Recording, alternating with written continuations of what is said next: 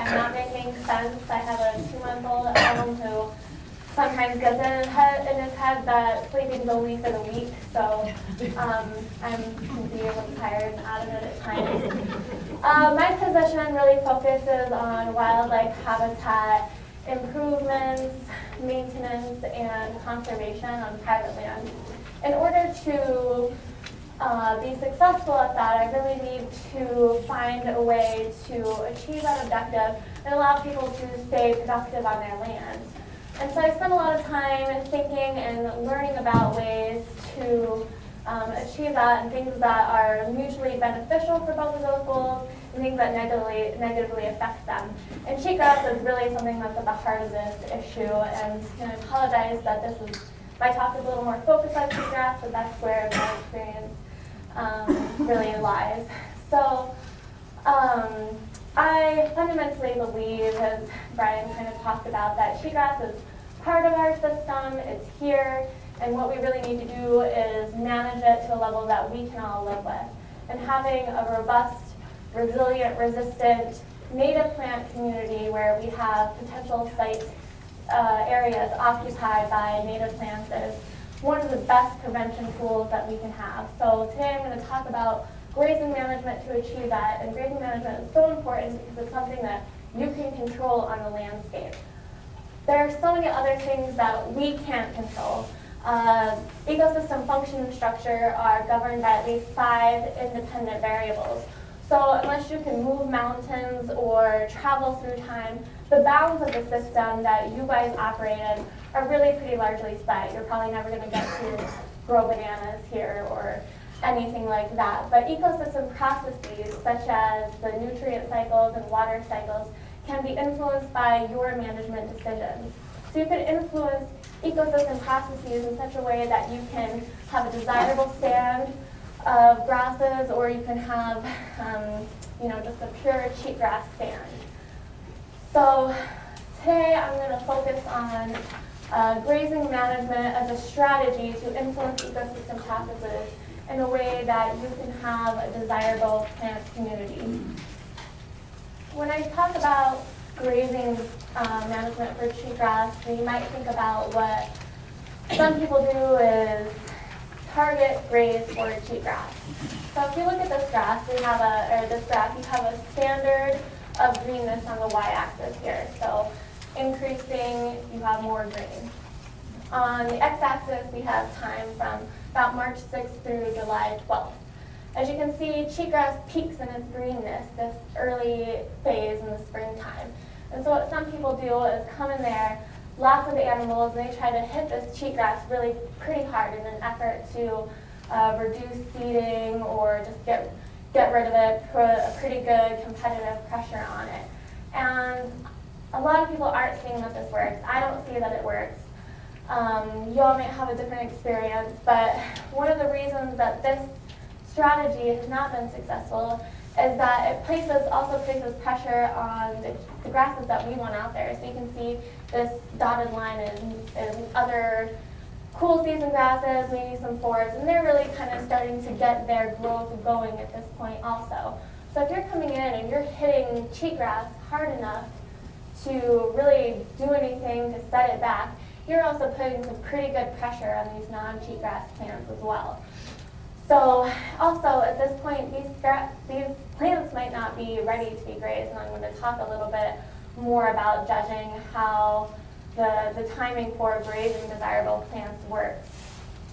Another issue is soil moisture profiles. So if you can pretend that this is cheatgrass and this is our desirable natives.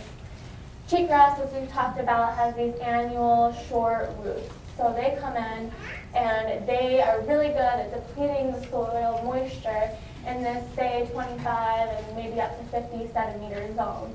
The rest of this area still has moisture in it. Whereas our native systems, they have these big perennial roots, and they use soil moisture more evenly through the profile. So in this cheatgrass example, a new grass seedling comes in, it tries to put down its roots. There's not adequate moisture in there, so the plant dies. It doesn't have much of an opportunity to make it. So from year to year, you are not having any way to occupy these sites with good, desirable plants, and instead you've got these cheatgrass plants still coming in there.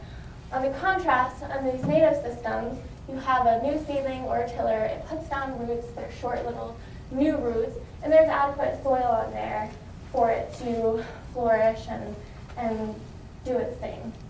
So we have a situation here where you're just never creating the opportunity for good, desirable plants to come in and occupy that site. So these resources are going to be available for cheatgrass and cheatgrass only. Another issue is that, so when you come in this early springtime area, these guys are already green. They've already depleted that soil within that top zone or depleted the moisture within that top zone of the soil. So by the time you come in and graze them, they've already done that damage. They've already had that negative effect to the moisture profile, and you're not going to do much by coming in and trying to graze them at that point in time. So what I'm really going to focus on is grazing management. Grazing your perennial desirable plants in such a way that they have the best opportunity for success, for keeping a good, healthy, resilient, resistant stand there for the long term. And as Brian said, that this kind of falls in the area of helping to prevent significant invasion. So the plants are still probably going to be there, but we're going to do our best to keep what we want there for the long term. So we know that there are other components to our systems besides just grass, but for the purposes of this talk, I'm going to focus on grass because it has the same life form as cheatgrass. It's our best hope of being competitive towards cheatgrass and keeping what we want out there. So I'm going to talk a little bit about how grass grows and then also the phases of grass growth so you can better understand how to manage your grazing in a way that allows the grass the best opportunity for recovering from grazing. So the first phase in grass growth is the vegetation phase. These grasses use carbohydrate reserves that were from the previous growing season to put up their initial growth. So they use these resources, put up some initial growth, and at this stage you're really pretty resilient to grazing, meaning you can come in, defoliate these grasses down, and they have the ability to grow back. This is because you have this main growth point is really close to the soil, so it's fairly protected from grazing.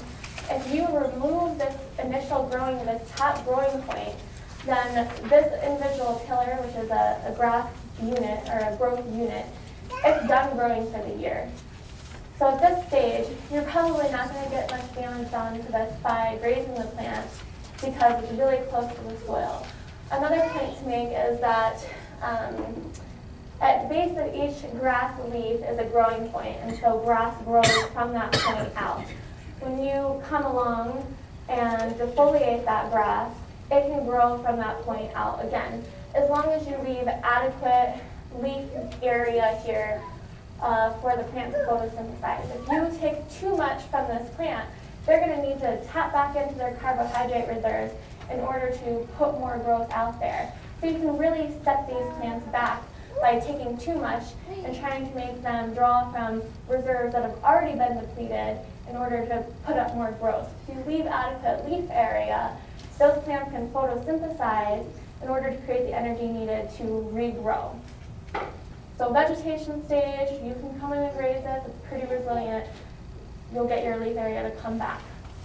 The transition phase is when this growing point becomes elevated in an attempt to create a reproductive unit or seeds. And so this stage is really pretty sensitive to grazing. As I said before, the apical meristem, or that top growing point, is being elevated, so it's more susceptible to grazing. If you graze it off, this plant is done. Or this individual tiller is done growing. At this point, there are other buds at the base of the plant that can put up more tillers.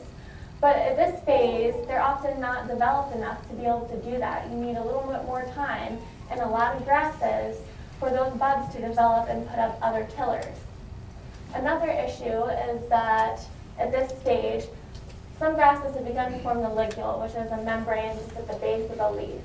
Once the ligule is formed, that leaf no longer has the ability to grow. It's done growing. So if you come along and graze this leaf or graze this plant, then